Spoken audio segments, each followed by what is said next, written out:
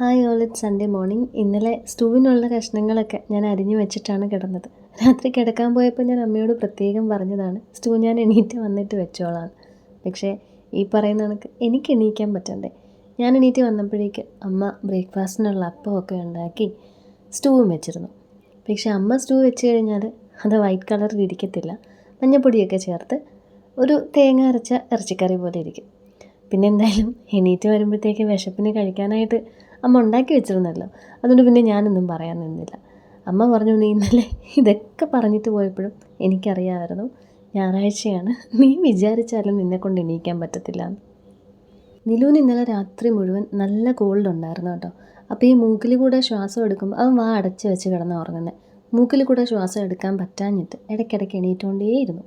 പിന്നെ രാത്രി ഈ കുടിക്കാനൊക്കെ കൊടുക്കുമ്പോഴും ഈ കുപ്പിയിൽ നിന്ന് വലിച്ചു കുടിക്കുമ്പോഴും അവനിങ്ങനെ ബ്രത്ത് എടുക്കാൻ പറ്റാത്തതിൻ്റെ ഡിഫിക്കൽട്ടീസൊക്കെ ഉണ്ടായിരുന്നു. രാവിലെ ജലദോഷത്തിൻ്റെ മരുന്നൊക്കെ രാത്രി കൊടുത്തിരുന്നു. രാവിലെ ഒരു 3 മണിക്ക് ശേഷം ആൾ നന്നായിട്ട് ഉറങ്ങി. അപ്പോൾ പിന്നെ രാവിലത്തെ പാലുകൂടിയും രാവിലെ ലേറ്റായിട്ട് കുടിക്കുന്ന ഒരു 3 മണി പരുവത്തിന് കുടിക്കുന്ന അമൃതവും ഒന്നും കൊച്ചു കുടിച്ചിട്ടില്ല.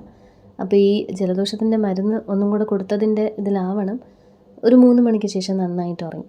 അപ്പോൾ ഞാനും അവനെ ഇങ്ങ് ചേർത്ത് പിടിച്ചിട്ട് പിന്നെ കിടന്നങ്ങ് ഉറങ്ങി. ഒരു 10 മണി 10 ആയപ്പോഴാണ് എണീറ്റത്. ഞാൻ എണീറ്റ് കിച്ചണിലോട്ട് വന്ന് ഒരു 3-4 മിനിറ്റിനുള്ളിൽ അവനും എണീറ്റു. കുറച്ച് നേരം എന്നാലും ഉറങ്ങിയിട്ടുണ്ട് നല്ലപോലെ. അതുകൊണ്ട് ഇന്നത്തെ ഉച്ചയുറക്കമൊക്കെ ഏതാണ്ട് വൈകുന്നേരമേ നടക്കത്തുള്ളൂ. പിന്നെ കുക്കു സാറും ഞാൻ എണീറ്റ് കഴിഞ്ഞാൽ എണീക്കും. കുക്കു പിന്നെ ഈ ഒരു ഒരു അറ്റാച്ച്ഡ് ആയിട്ട് കിടക്കണ ഒരു സാധനമാണ്. ഞാൻ ചെന്ന് കിടന്നാലേ കിടക്കത്തുള്ളൂ, ഞാൻ എണീക്കുമ്പോൾ അപ്പോൾ എണീക്കുകയും ചെയ്യും. ഈ രാത്രിയൊക്കെ ഉണ്ടല്ലോ, ഇപ്പം തന്നെ ഞാൻ ഈ ഓഡിയോ ആഡ് ചെയ്യുന്നത് സൺഡേ നൈറ്റ് ഒരു 10:30 മണിക്കാണ്. ഇവിടെ ഉണ്ടായിരുന്നു, മമ്മയും വാ, മമ്മ വന്നിട്ട് കിടക്കാമെന്നും പറഞ്ഞിട്ട്. അവസാനം ഞാൻ ഷൗട്ട് ചെയ്തു. അല്ലാണ്ട് അവൻ പോയി കിടക്കത്തില്ല എന്ന് എനിക്ക് ഉറപ്പുണ്ട്. അല്ലാതെ പോയി കിടക്കാണ്ടിരുന്നാലേ ഞാൻ ഇനി ഈ ഓഡിയോ ഒക്കെ ആഡ് ചെയ്തിട്ട് ഈ ഓഡിയോ ഒക്കെ ഒരു 200-ലൊക്കെ ആക്കി എക്സ്പോർട്ടൊക്കെ കൊടുത്തിട്ടായിരിക്കും ഞാൻ പോയി കിടക്കുന്നത്. അപ്പോൾ രാവിലെ ആകുമ്പോഴത്തേക്ക് ഈ ഒരു വീഡിയോ അങ്ങ് റെഡി ആയിരിക്കുമല്ലോ. എനിക്ക് ബാക്കി ഇതിൻ്റെ ക്ലിപ്സൊക്കെ ഡിലീറ്റ് ചെയ്ത് കളയാം. ഇന്നത്തേതാണെങ്കിൽ അറിയാമല്ലോ, സാറ്റർഡേ സൺഡേ ഞാൻ കുറച്ച് ലെങ്തി ആയിട്ട് എടുക്കും. എൻ്റെ ഒരു ഫുൾ ഡേ മാക്സിമം കാണിക്കാൻ പറ്റുന്ന രീതിയിലാണ് എടുക്കുന്നത്. അപ്പോൾ എൻ്റെ ഒത്തിരി മെമ്മറി പോവും. അതുകൊണ്ട് പിന്നെ എന്തായാലും ഷൗട്ട് ചെയ്ത് ഞാൻ ആളെ പറഞ്ഞു വിട്ടു. അല്ലെങ്കിൽ ഉണ്ടല്ലോ, രാവിലെ ചെന്ന് സ്കൂളിൽ പോകണം കുക്കു എണീക്കെന്ന് പറഞ്ഞു കഴിഞ്ഞാൽ പൊങ്ങത്തില്ല. പിന്നെ എനിക്കും തോന്നും, അയ്യോ കൊച്ച് 6 hours ഉറങ്ങിയിട്ടുള്ളൂ, 7 hours ഉറങ്ങിയിട്ടുള്ളൂ എന്നൊക്കെ. അങ്ങനെ എന്തായാലും ഇത് സൺഡേ രാവിലെ, നമുക്ക് തിരിച്ച് സൺഡേ രാവിലത്തേക്ക് വരാം. അമ്മ സ്റ്റൂ വെച്ചിട്ട് ബാക്കി ഇറച്ചി വേവിച്ച് വെച്ചിരുന്നു കുക്കറിൽ. കുക്കുവിനും നിലൂനും ഉള്ള പാലൊക്കെ കൊടുത്തു. അപ്പോൾ ആ ഇറച്ചി ഞാൻ നോക്കിയപ്പോഴത്തേക്ക് സവാളയും തക്കാളിയും പച്ചമുളകും ഒന്നും ഇല്ലാണ്ടാണ് അമ്മ മൊത്തം ഇറച്ചിയും കൂടെ വേവിച്ചത്. അതൊന്ന് കുറച്ചെടുത്തിട്ടാണ് പുള്ളിക്കാരത്തി സൂപ്പല്ല സ്റ്റൂ പോലെ വെച്ചിട്ടുള്ളത്. അപ്പോൾ ഞാൻ ഈ കറി വയ്ക്കുമ്പോൾ തക്കാളിയും പച്ചമുളകും ഒക്കെ അതിൽ ചേർത്ത് വിസിലടുപ്പിച്ച് അങ്ങനെ നല്ല കുഴഞ്ഞ ഗ്രേവി പരുവത്തിലാണ് എൻ്റെ ബീഫ് കറി ഇരിക്കുന്നത്. അതുകൊണ്ട് ഞാൻ ഇന്നത്തെ പ്ലാൻ അങ്ങ് മാറ്റി. ഇന്ന് ഉച്ചയ്ക്ക് ബീഫ് ബിരിയാണി ഉണ്ടാക്കാമെന്ന് വെച്ചു. ബിരിയാണി ഉണ്ടാക്കണമെങ്കിൽ ആ ഇറച്ചിയുടെ വെള്ളമൊക്കെ ഒന്ന് വാർന്നിരിക്കണം, എന്നാലേ അരപ്പ് പുരട്ടി മാരിനേറ്റ് ചെയ്ത് കുറച്ച് നേരം വെക്കാൻ പറ്റത്തുള്ളൂ. അപ്പോൾ ആ ബീഫിലുള്ള ബാക്കി വെള്ളമൊക്കെ ഊർന്ന് താഴെ വരാനും വേണ്ടിയിട്ട് ഞാനൊരു ചീനച്ചട്ടിയിൽ അമ്മ ഈ സ്റ്റൂ വെച്ച ചട്ടിയുടെ പുറത്ത് നമ്മുടെ ചോറിൻ്റെ ഊട്ടപാത്രം വെച്ചിട്ട് അതിലേക്ക് ബീഫ് തട്ടിയിട്ട് അടച്ചു വെച്ചിട്ടുണ്ട്. എന്നിട്ട് ഞാൻ എൻ്റെ ബ്രേക്ക്ഫാസ്റ്റ് എടുത്ത് കഴിച്ചു. നല്ല വിശന്നിരിക്കുമ്പോൾ ഇങ്ങനെ രാവിലെ ചുട്ട അപ്പവും, എനിക്ക് ഈ അപ്പം ചുടുമ്പോൾ അരിയൊക്കെ ഇത്തിരി മൊരിയണം കേട്ടോ. അമ്മ പിന്നെ ധൃതിക്ക് അങ്ങ് ചുട്ടെടുത്തത്. സ്റ്റൂ ഒക്കെ ആയിട്ട് ഞാനും കുക്കു സാറും എല്ലാവരും കഴിച്ചു. നിലൂന് അമ്മ പഞ്ചസാരയും പാലും ഒഴിച്ച് കൊടുത്തിട്ടുണ്ടായിരുന്നു. അങ്ങനെ അവർ അത് കഴിച്ചുകൊണ്ട് വെളിയിൽ നിൽക്കുമ്പോൾ രാവിലെ അലന് സിസിജിയിൽ പോകണമായിരുന്നു. അലൻ തിരിച്ച് വന്നത് കണ്ടപ്പോൾ ഉള്ള ചാട്ടമാണിത്. അലൻ്റെ കയ്യിലിരിക്കുന്ന പുതിയ സിസിജിന്ന് ബ്രേക്ക്ഫാസ്റ്റ് ഉണ്ടെന്ന് ഞാൻ പറഞ്ഞല്ലോ, അതാണ്. ഇനി ഇത് കൊണ്ടുവന്നിട്ട് തീരുമാനിക്കും ഇവിടുത്തേത് കഴിക്കണോ അത് കഴിക്കണമെന്ന്. ഈ എല്ലാ ദിവസവും ഓരോ വെറൈറ്റീസ് ആവുന്നതുകൊണ്ടേ പുട്ടും ഉപ്പുമാവും ഒക്കെ ഉള്ള ദിവസം വീട്ടിലെ ബ്രേക്ക്ഫാസ്റ്റേ കഴിക്കത്തുള്ളൂ കേട്ടോ. അതെനിക്കിഷ്ടമായതുകൊണ്ട് ഞാനതങ്ങ് കഴിക്കും. പിന്നെ ഒരു മീൻ മരിച്ചു കിടപ്പുണ്ടായിരുന്നു ഫിഷ് ടാങ്കിൽ. അങ്ങനെ അപ്പനും മക്കളും കൂടെ ഒക്കെ ഫിഷ് ടാങ്ക് ക്ലീൻ ചെയ്ത് കഴിഞ്ഞപ്പോൾ അമ്മ ദേ പൊടിയാൻ്റിയുടെ വീട്ടിൽ പോകുന്നെന്നും പറഞ്ഞ് പോയി. പുറകെ 2 എണ്ണവും പോയിട്ടുണ്ട്. നിലു പോകുന്നത് അവിടെ അലുവായിട്ട് കളിക്കാനാണ്. അവിടെ ഒരു അലുവുണ്ട്. പൊടിയാൻ്റിൻ്റെ മോനാണ് ഷാബിൻ, നമ്മുടെ സിനിമയ്ക്ക് പോകുന്ന ടീംസിലൊക്കെ ഉണ്ടായിരുന്ന കണ്ണൻ്റെ ഫ്രണ്ട് എന്നൊക്കെ ഞാൻ പറയത്തില്ലേ, അവൻ ഷാബിൻ. അവൻ്റെ അനിയൻ അലൻ എന്നാണ് പേര്, അലു എന്ന് വിളിക്കും. ഈ അലനെ അലു എന്ന് വിളിക്കുന്നത് ഒരു നാട്ടുനടപ്പാണല്ലോ. അവൻ്റെ കൂടെ കളിക്കാനാണ് നിലു പോകുന്നത്. കുക്കു സാറിന് അവിടെ പോയാൽ അവിടെ കുറച്ച് ഗ്രൗണ്ടുണ്ട്, ആരും വഴക്ക് പറയത്തില്ല. ആ ബോളും തട്ടി അങ്ങോട്ട് പോയി കഴിഞ്ഞാൽ ഒറ്റയ്ക്ക് ഇങ്ങനെ ആ ബോളും തട്ടി അവൻ അവിടെ കുറേ നേരം നിൽക്കാം. ഇവിടെയാണെങ്കിൽ ഈ പന്ത് റോട്ടിൽ പോയാലുണ്ടല്ലോ, കൊച്ചുപ്പയോ അല്ലെങ്കിൽ അനിയങ്ങളോ ആരെങ്കിലുമൊക്കെ വഴക്ക് പറയും. നിലുവിനെ അമ്മ ഉറക്കാൻ ശ്രമിക്കുന്നതിൻ്റെ ഒരു മൂളലും പാട്ടുമൊക്കെയാണ് എൻ്റെ ഓഡിയോയുടെ ഇടയിൽ കേൾക്കുന്നത്. രണ്ടുപേരും കൂടെ ഊഞ്ഞാലിലേക്ക് പോയിട്ടുണ്ട്. ബിരിയാണി ഉണ്ടാക്കാനായിട്ട് ഞാൻ നോക്കിയപ്പോൾ ഇറച്ചി കുറച്ച് അധികമുണ്ട്. ഞാൻ ഇന്നലെ 300 രൂപയ്ക്ക് മേടിപ്പിച്ചായിരുന്നല്ലോ. അപ്പോൾ കുറച്ച് നാളെ ഇറച്ചിക്കറി വെക്കാം, ബീഫ് കറി വെക്കാമെന്ന് കരുതിയിട്ട് കുറച്ച് ആ വെള്ളവും ഇറച്ചിയൊക്കെ ഒരു പാത്രത്തിലാക്കി ഞാൻ ഫ്രിഡ്ജിലേക്ക് എടുത്ത് വെച്ചു. പിന്നെ ബീഫ് ബിരിയാണിക്കുള്ള ഇറച്ചി മാരിനേറ്റ് ചെയ്ത് വെക്കാൻ പോവുകയാണ്. ഞാൻ ചിക്കൻ ബിരിയാണി കുക്കറിൽ ചെയ്യുന്ന പോലെ തന്നെയാണ് ബീഫ് ബിരിയാണിയും കുക്കറിലാണ് ചെയ്യുന്നത്. ബീഫ് ഇപ്പോൾ അമ്മ ഉപ്പ് മഞ്ഞപ്പൊടി ഇട്ടിട്ടാണ് വേവിച്ചിട്ടുള്ളത്. അത് സ്റ്റൂ കഴിച്ചപ്പോഴേ ഒരിത്തിരി വേവും കൂടെ അതിനുണ്ട്. നമുക്കെന്തായാലും ഇത് അരിയുടെ കൂടെ ഒന്നും കൂടെ വേവിച്ചെടുക്കണം. അപ്പോഴേക്കും ഇത് നന്നായിട്ട് വെന്ത് കിട്ടും. ബീഫിലേക്ക് ഇഞ്ചി വെളുത്തുള്ളി ചതച്ചത്, മഞ്ഞപ്പൊടി ഇടുന്നില്ല ഓൾറെഡി ഇട്ടിട്ടുള്ളത് കൊണ്ട്, മുളക് പൊടി, മല്ലിപ്പൊടി, ഗരം മസാലപ്പൊടി, പിന്നെ കുറച്ച് തൈരും കൂടെ ചേർത്ത് കൊടുക്കുന്നുണ്ട് കേട്ടോ. അതാണ് എൻ്റെ കുക്കർ ബിരിയാണിയുടെ ഹൈലൈറ്റ്. എനിക്ക് നല്ല ഇഷ്ടപ്പെട്ടു. ഇതൊരു ഹൈദരാബാദി ബിരിയാണി എന്നൊക്കെ കണ്ടിട്ട് എന്തോ യൂട്യൂബ് ചാനലിൽ കണ്ടിട്ടാണ് ഞാൻ ഉണ്ടാക്കാൻ തുടങ്ങിയത്. പക്ഷേ ടേസ്റ്റ് വല്ലാണ്ടങ്ങ് ഇഷ്ടപ്പെട്ടതുകൊണ്ട് ഇപ്പം ഇങ്ങനെ ചെയ്യാറുള്ളൂ. പിന്നെ എടുക്കുന്ന തൈര് പുളിയുള്ളതാണെങ്കിൽ സംഭവം മൊത്തത്തിൽ പാളിപ്പോകും. അതുകൊണ്ട് ഇതുപോലെ മിൽക്കി മിസ്റ്റിൻ്റെയൊക്കെ കട്ടത്തൈര് വാങ്ങിച്ച് ചെയ്യുന്നതാണ് കേട്ടോ നല്ലത്. ഇതിൽ ഞാൻ ഉപ്പും ആഡ് ചെയ്യുന്നില്ല, ഉപ്പിട്ട് വേവിച്ച് ഇറച്ചി ആയതുകൊണ്ട്. പിന്നെ ഞാൻ ഈ ആഡ് ചെയ്ത പൊടികളൊക്കെ ചേർത്ത് ഇത് നന്നായിട്ട് കുഴച്ച് ഇനി കുറച്ച് നേരം മിനിമം ഒരു അരമണിക്കൂറെങ്കിലും ഇത് മാരിനേറ്റ് ചെയ്ത് ഇരിക്കണം. അതങ്ങനെ അടച്ചു വെച്ച് മാറ്റി വയ്ക്കുന്നുണ്ട്. ബിരിയാണിക്കുള്ള ബീഫ് മാരിനേറ്റ് ചെയ്ത് വെച്ച് കഴിഞ്ഞു. ബിരിയാണിക്കുള്ള ഇറച്ചി മാരിനേറ്റ് ചെയ്ത് വെച്ച് കഴിഞ്ഞാൽ സവാള അരിയാൻ തുടങ്ങുമ്പോൾ എനിക്ക് ആദ്യം സാലഡിൻ്റെ കാര്യം ഓർമ്മ വരും. അതുകൊണ്ട് ഞാൻ എപ്പോഴും ആദ്യം സാലഡിനരിഞ്ഞ് പിന്നെ അങ്ങ് സാലഡ് ഉണ്ടാക്കും. സാലഡ് ഉണ്ടാക്കി മാറ്റി വെച്ചിട്ടാണ് എൻ്റെ ബാക്കി പരിപാടികൾ തുടങ്ങുന്നത്. നിങ്ങൾ ഈ 5-6 വീഡിയോ ആയിട്ട് ബിരിയാണി കാണുന്നുണ്ടല്ലോ, ഇപ്പോൾ നിങ്ങൾക്കത് മനസ്സിലായിട്ടുണ്ടാവും. സാലഡിനായിട്ട് നമ്മൾ എപ്പോഴും എടുക്കുന്ന പോലെ ഒരു പകുതി കുക്കുമ്പർ ഫ്രിഡ്ജിലുണ്ടായിരുന്നു, ഒരു സവാള എടുത്തിട്ടുണ്ട്, ഒരു ചെറിയ തക്കാളി, ഒരു വലിയ പച്ചമുളക്, ഇതെല്ലാം കൂടെ ചെറുതായിട്ടൊന്ന് അരിഞ്ഞെടുത്തിട്ട് ഉപ്പും തൈരും ഇട്ടൊന്ന് കുഴച്ച് വയ്ക്കുന്നതേ ഉള്ളൂ. കുക്കുമ്പർ കട്ട് ചെയ്തെടുത്തപ്പോൾ അവിടെ ഇവിടെയൊക്കെയായിട്ട് ചെറിയ പ്രശ്നങ്ങളുണ്ടായിരുന്നു. ആ സൈഡൊക്കെ ഞാൻ കട്ട് ചെയ്ത് മാറ്റി. ഇത് സത്യം പറഞ്ഞാൽ വെജിറ്റബിൾ ട്രേയുടെ ഏറ്റവും താഴെ കിടക്കുന്നത് ഞാൻ ശ്രദ്ധിച്ചില്ല. ഇന്നിപ്പോൾ സാലഡ് ഉണ്ടാക്കാൻ കുക്കുമ്പർ ഉണ്ടോയെന്ന് തപ്പിപ്പോയപ്പോഴാണ് കിട്ടിയത്. ഇന്നും കൂടെ എടുത്തിട്ടില്ലായിരുന്നെങ്കിൽ അതൊരു വഴിയായേനെ.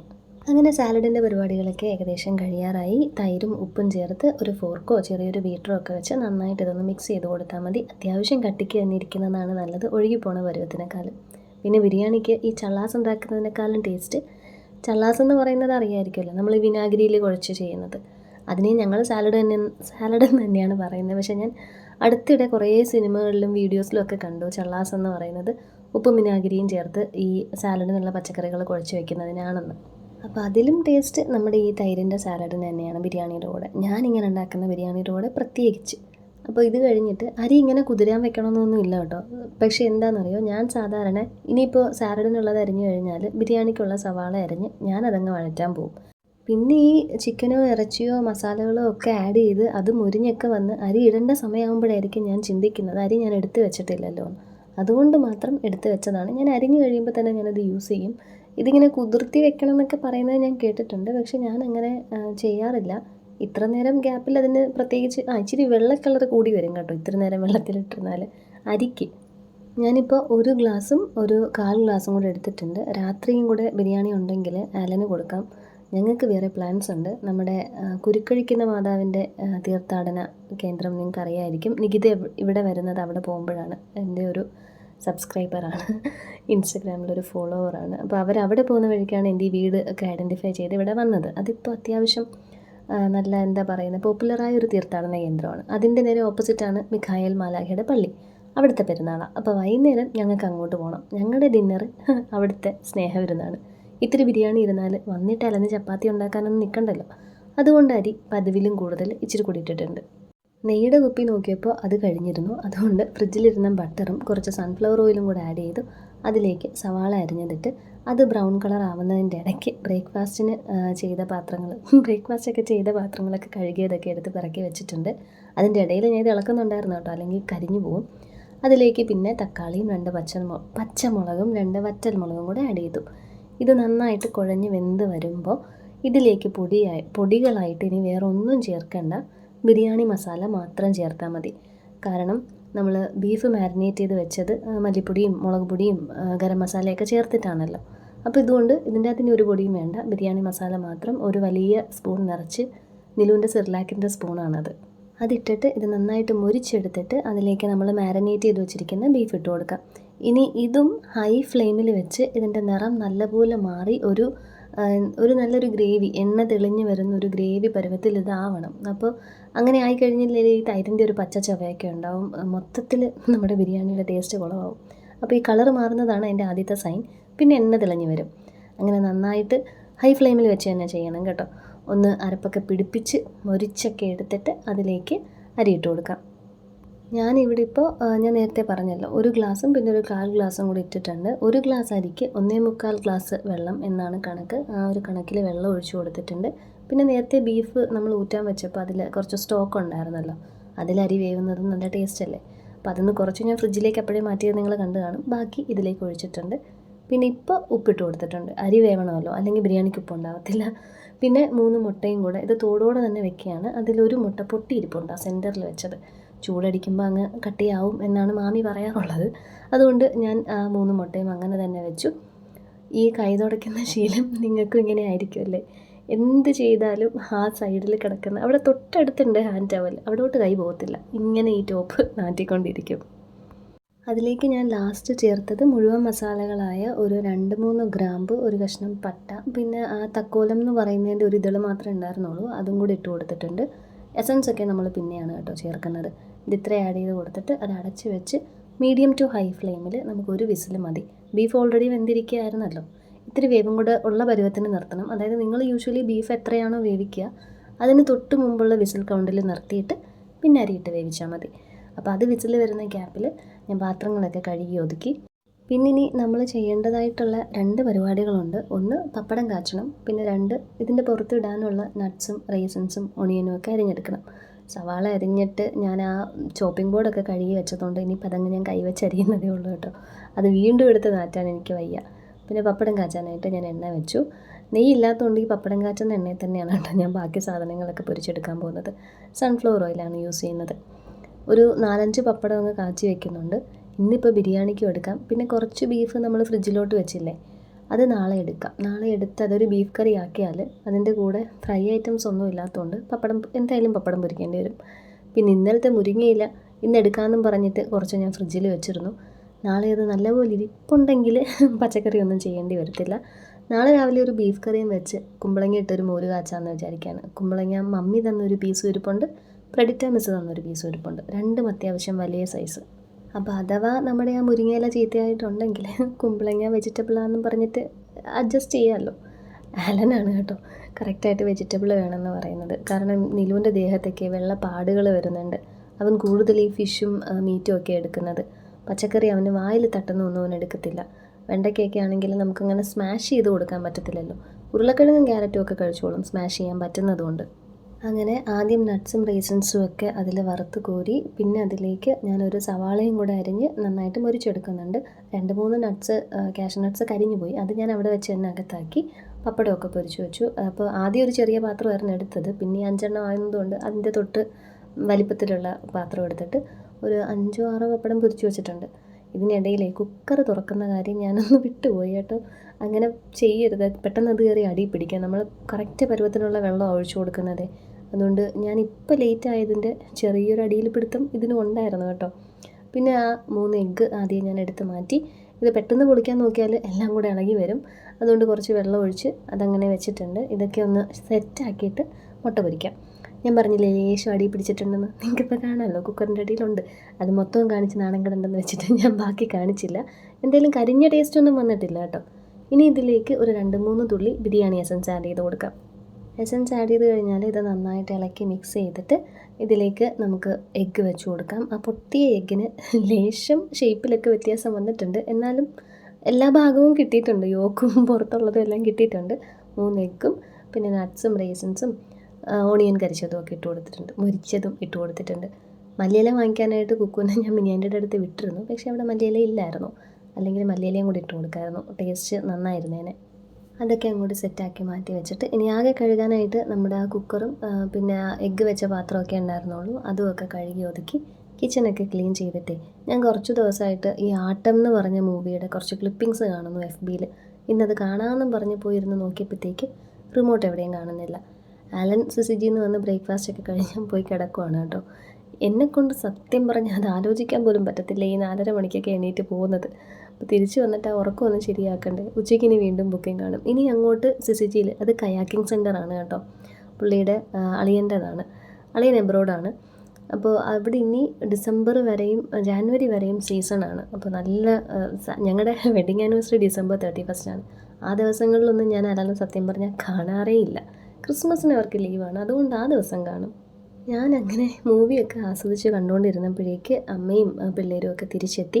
കുക്കു സാറിന് അമ്മ വാരി കൊടുക്കാമെന്ന് പറഞ്ഞു. നിലുവിന് പിന്നെ പൊടിയാൻ്റെ വീട്ടിൽ നിന്ന് ചോറ് കൊടുത്തു തന്നു കേട്ടോ. ഇവിടെ ഈ ബീഫൊക്കെ ചവയ്ക്കാൻ ഇത്തിരി പാടല്ലേ. ബിരിയാണിയും അവന് കഴിക്കും, എന്നാലും മോരും ചോറും കഴിക്കുന്ന കണക്ക് വരത്തില്ലല്ലോ. അവൻ അവിടെ നിന്ന് ചോറും കൊടുത്തു. അമ്മയും അവിടെ നിന്ന് ചോറ് കഴിച്ചു. ഇവിടെ ബിരിയാണിയാണ് വെക്കുന്നതെന്ന് അറിയാവുന്നതുകൊണ്ട് കുക്കു സാറിനെ മാക്സിമം നിർബന്ധിച്ചിട്ടും അവിടെ നിന്ന് കഴിച്ചിട്ടില്ല. അങ്ങനെ അമ്മ ദേ കുക്കു സാറിന് വാരി കൊടുക്കുവാണ്. എൻ്റേത് ഞാനും കഴിച്ചു. ഞാൻ വാരി കൊടുക്കണമെന്ന് പറഞ്ഞു കേട്ടോ. അപ്പോൾ ഞാൻ പറഞ്ഞില്ല, എനിക്ക് വിശക്കുന്നു, സത്യമായിട്ട് എനിക്ക് വിശക്കുന്നു. ഞാൻ പിന്നെ അലനോ കുക്കോ ആരെങ്കിലും വരട്ടെ എന്ന് കരുതിയിരിക്കുകയായിരുന്നു. ഞാൻ കഴിച്ചുകൊണ്ടിരിക്കണതിൻ്റെ ഇടയ്ക്ക് തന്നെ ആലനും വന്നിരുന്നു, സിസിജിയിൽ പോകണമെന്നും പറഞ്ഞിട്ട്. അങ്ങനെ ആലനും ബിരിയാണിയൊക്കെ കഴിച്ചു. ആലൻ പോയി. നിലുവിനെ ഞാൻ ഉറക്കി കിടത്തി കഴിഞ്ഞിട്ട് ഞാൻ ഇന്നലെ പറഞ്ഞില്ലേ ചങ്ങാതിക്കൂട്ടം എന്ന് പറഞ്ഞിട്ടുള്ള ആ ചേട്ടൻ വരുന്നുണ്ട്, യൂട്യൂബ് ചാനലിലെ ചേട്ടൻ വരുന്നുണ്ട്. ലിജി ചേച്ചിയുടെ വീട്ടിൽ പോകണം. അപ്പോൾ അവരുടെ അടുത്ത് ഞാൻ ഇവിടെ വന്നിട്ട് നമുക്ക് ഒരുമിച്ച് അങ്ങോട്ട് പോകാമെന്നാണ് പറഞ്ഞേക്കുന്നത്. ആ ചേട്ടൻ ഇപ്പോൾ വിളിക്കും. അപ്പോൾ അതിന് മുമ്പായിട്ട് ഞാൻ കുക്കുവിന് പാലൊക്കെ കൊടുത്തു. നിലുവിൻ്റെ പാലും എടുത്ത് അവൻ ഉറക്കിയെന്ന് ഞാൻ പറഞ്ഞല്ലോ. അവനെ കൊണ്ട് ലില്ലിയംസിൻ്റെ വീട്ടിൽ കിടത്താൻ പോവുകയാണ് കേട്ടോ. വേറെ വഴിയില്ല. അമ്മ ഇപ്പോൾ പിരിവിന് പോയി. ലില്ലിയംച്ചി നല്ല ഉറക്കം. ഞാൻ കൊണ്ട് സൈഡിൽ അങ്ങനെ കിടത്തിയപ്പോൾ ആച്ചിയമ്മയുടെ വീടിൻ്റെ മുറ്റത്തൊരു മയിൽ. അപ്പോൾ ആച്ചിയമ്മ അവിടെ ഇരുന്നിട്ട് ഞങ്ങൾ എന്തോയി നോക്കുന്നതെന്നും പറഞ്ഞിട്ട് എത്തി നോക്കി. അപ്പോൾ ഞാൻ പറഞ്ഞു, ഒരു ഗസ്റ്റ് വന്നിട്ടുണ്ട് നോക്കാനായിട്ട്. നല്ല പീലിയൊന്നും ഉണ്ടോ എന്ന് ചോദിച്ചാൽ ഇല്ല, എന്നാലും നല്ല കളറായിരുന്നു കേട്ടോ. പിന്നെ ഈ കുക്കു കിടന്ന് ബഹളം വെച്ചിട്ട് ലില്ലിയംച്ചീനെ ഉണർത്തി, ഉറങ്ങിക്കിടന്ന് മിനിയാൻറ്റീനെ ഉണർത്തി. അങ്ങനെ മിനിയാൻറ്റി എനിക്കൊരു ചായ തന്നു, നല്ല കടുപ്പത്തിലൊരു ചായ. സത്യം പറഞ്ഞാൽ ഞാൻ വീട്ടിലെ ചായ ഇട്ടില്ല, തലവേദന വരുമല്ലോ എന്ന് പറഞ്ഞിരുന്നപ്പോഴാണ് ഒരു ചായ കിട്ടിയത്. ഇവിടെ നല്ല മഴ പെയ്യുന്നുണ്ട്. കുക്കു ആ വീട്ടിൽ നിന്ന് ചാടിയതാണ് നിങ്ങളിപ്പോൾ കണ്ടത് കേട്ടോ. കണ്ടിട്ടില്ല, ഇച്ചിരി ബാക്ക് പോയാൽ മതി, ആ മതിലിൽ നിന്ന് ചാടി വരുന്നത് കാണാം. ഈ മരം കുത്തി ഇളക്കാനായിട്ട് ഈ സ്ക്രൂ എടുക്കാൻ പോയതാണ് വീട്ടിൽ. ഇവിടെ മഴ പെയ്യുന്നുണ്ട്, പക്ഷേ ഈ 2 തെങ്ങിൻ്റെ കറക്റ്റ് ഓലകൾ ഇവിടെ ഇങ്ങനെ ഓവർലാപ്പായി കിടക്കുന്നുണ്ട്. ഈ ഒരു ബെഞ്ച് നനയത്തില്ല. അങ്ങനെ ഇരുന്നപ്പോൾ അവർ വന്നു. ആ ബ്ലാക്ക് കാർ അവരുടേതാണ്. ഞാൻ ചേച്ചിയുടെ വീട്ടിൽ പോകുന്നതൊക്കെ ഒരു സെപ്പറേറ്റ് വീഡിയോ ആയിട്ട് കാണിക്കാം. എൻ്റെ ഡേ ഇൻ മൈ ലൈഫിൽ മുങ്ങിപ്പോകേണ്ട ഒരു വീഡിയോ അല്ല അത്. നമ്മുടെ സ്ഫടികത്തിൽ പറയുന്ന കണക്ക് ആ സ്ത്രീധനത്തിൻ്റെയൊക്കെ ഇടയ്ക്ക് നെക്ലസ് മുക്കാൻ പാടില്ലല്ലോ. അതുകൊണ്ട് ചേച്ചിയുടെ വീഡിയോ ഞാൻ സെപ്പറേറ്റ് ആയിട്ട് കാണിക്കാം. ഞങ്ങളിതേ റെഡിയായി പള്ളിയിലോട്ട് പോകാൻ പോവാണ്, താന്നി പള്ളിയിലോട്ട്. മിഖായേൽ മാലാഖയുടെ പെരുന്നാളിന്. സൺസെറ്റ് ഇവിടെ വരെയായി. ഞങ്ങൾ കാത്തു നിന്ന ബസ് ഇന്നില്ല കേട്ടോ. അതറിഞ്ഞപ്പോൾ ഞങ്ങൾ നടത്താൻ തുടങ്ങി. ഈ താലം ഇങ്ങനെ അങ്ങോട്ടും ഇങ്ങോട്ടും കൈമാറി. നിലുവിനെയാണ് കേട്ടോ താലം എന്ന് പറഞ്ഞത്. അങ്ങോട്ടും ഇങ്ങോട്ടും കൈമാറി ഏതെങ്കിലും ഓട്ടോ വരുന്നെങ്കിൽ കയറി പോകാമെന്നും പറഞ്ഞിട്ടാണ് ഈ നടപ്പ്. കുറച്ച് നടന്നപ്പോൾ ഭാഗ്യം കൊണ്ടൊരു ഓട്ടോ കിട്ടി. ഈ പെരുന്നാൾ വരുമ്പോഴേ അമ്മ എപ്പോഴും പറയുന്നൊരു കഥയുണ്ട് കേട്ടോ. പണ്ട് എനിക്ക് 2.5 വയസ്സുണ്ടായിരുന്നു. അപ്പോൾ മിഖായേൽ മാലാഖയുടെ പള്ളി പെരുന്നാളിന് പ്രദക്ഷിണം പോകുന്ന സമയത്ത് ഞാൻ വീട്ടിൽ കയറി ഒരു കതവിന് കുറ്റിയിട്ടു, ഒരു മുറിയുടെ അകത്ത് കയറിയിട്ട്. പിന്നെ കതവൊക്കെ ചവിട്ടിയൊക്കെ തുറന്നിട്ടാണ് എന്നെ വെളിയിലെടുത്തേന്ന്. അപ്പോൾ പെരുന്നാളിന് മിഖായേൽ മാലാഖയുടെ പെരുന്നാളെന്ന് പറയുമ്പോഴത്തേക്ക് അമ്മ ഇതെല്ലാവരുടെ അടുത്തും പറയും, അയ്യോ പണ്ടൊരു പെരുന്നാളിൻ്റെ പ്രദക്ഷിണത്തിന് ഇവൾ കയറി കഥ കടച്ചു, പിന്നെ എൻ്റെ കഥകും പോയി കുറ്റിയും പോയി, ചവിട്ടി തുറന്നായെടുത്തേ എന്നൊക്കെ പറഞ്ഞിട്ട്. അങ്ങനെ ഞങ്ങൾ പള്ളി എത്തി. ഇതാ ഞാൻ പറയുന്ന ആ കുരുക്കഴിക്കുന്ന മാതാവിൻ്റെ തീർത്ഥാടന കേന്ദ്രം എന്ന്. ഞാനിവിടെ വന്നിട്ടില്ല കേട്ടോ, ഇതിൻ്റെ അകത്തോട്ട് ഞാൻ വന്നിട്ടില്ല. മിഖായേൽ മാലാഖയുടെ പള്ളിയിൽ ഞാൻ വന്നിട്ടുണ്ട്. ഈ സംഭവം ഇപ്പോഴാണ് ആളൊക്കെ ഒരുപാട് കൂടാൻ തുടങ്ങിയപ്പോഴാണ് അവിടെ ഇങ്ങനെ ഷെഡും തൂണും അകത്ത് സീറ്റിങ്ങും ഒക്കെ റെഡിയായത്.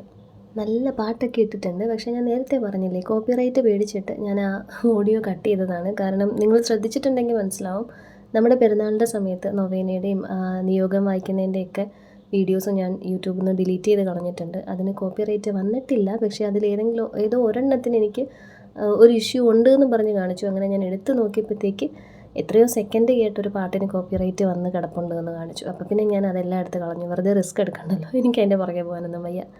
മിഖായേൽ മാലാഖേനെ വെളിയിൽ വെച്ചിട്ടുണ്ട്. പ്രദക്ഷിണമൊക്കെ കഴിഞ്ഞ് കൊണ്ടുവന്നിട്ട് ആ രൂപം മുത്തണമെങ്കിൽ നമ്മളിങ്ങനെ ക്യൂവിൽ നിൽക്കണം കേട്ടോ. അങ്ങനെ രൂപങ്ങളൊക്കെ മുത്തിയിട്ട് അകത്ത് പള്ളിയിലും കയറി പള്ളിയിലിരിക്കുന്ന രൂപമൊക്കെ മുത്തിയിട്ട് ഞങ്ങൾ മാമിയെയും ബബിയാൻ്റെയും കാത്തിരിക്കുക. രണ്ടുപേരും അകത്ത് കൊന്ത പിടിച്ചുകൊണ്ടിരിക്കുക. ഇത് എൻ്റെ മടിയിൽ തന്നെ ഉണ്ട്. ഞാൻ വീഡിയോ എടുക്കുന്ന ഇച്ചിരി നേരം ഒന്ന് മാറി നിൽക്കടാന്ന് പറഞ്ഞതിനാണ് പിണങ്ങി നിൽക്കുന്നത്. സ്നേഹവിരുന്ന് കഴിക്കാൻ പോയപ്പോഴേ നല്ല ചൂടുണ്ടായിരുന്നു കേട്ടോ ചോറിന്. അതുകൊണ്ട് ഫോണൊന്നും എടുക്കാൻ പറ്റിയില്ല. ഫോണൊക്കെ പോക്കറ്റിൽ തന്നെ ഇട്ടിട്ട് ഏതൊക്കെയോ ചെയറിലൊക്കെ കൊണ്ടുവച്ചിട്ട് ഇങ്ങനെയൊക്കെയോ കഴിച്ചു. ലില്ലിയംച്ചിക്കും അമ്മയ്ക്കും കൂടെ ഷെയർ ചെയ്ത് കഴിക്കാനായിട്ട് ഒരു പ്ലേറ്റ് സ്നേഹവിരുന്ന് വാങ്ങിച്ചിട്ടുണ്ടായിരുന്നു. പിന്നെയും ഞങ്ങൾ ഓട്ടോ കാത്ത് നടപ്പ് തുടങ്ങി. അങ്ങനെ നിൽക്കുമ്പോൾ ഒരു ഇലക്ട്രിക് ഓട്ടോ വന്നു. ഞങ്ങൾ ആദ്യമായിട്ടാണ് ഇലക്ട്രിക് ഓട്ടോയിൽ കയറാൻ പോകുന്നതെന്നും പറഞ്ഞിട്ട് സേറയും കുക്കും കൂടെ തുള്ളുന്നുണ്ടായിരുന്നു. അങ്ങനെ ഞങ്ങൾ ഓട്ടോയിൽ കയറി വീട്ടിലേക്ക് പോവാണ്. വീഡിയോ ഇഷ്ടപ്പെട്ടിട്ടുണ്ടെങ്കിൽ ചാനൽ സബ്സ്ക്രൈബ് ചെയ്ത് സപ്പോർട്ട് ചെയ്യുമല്ലോ. നാളെ കാണാം.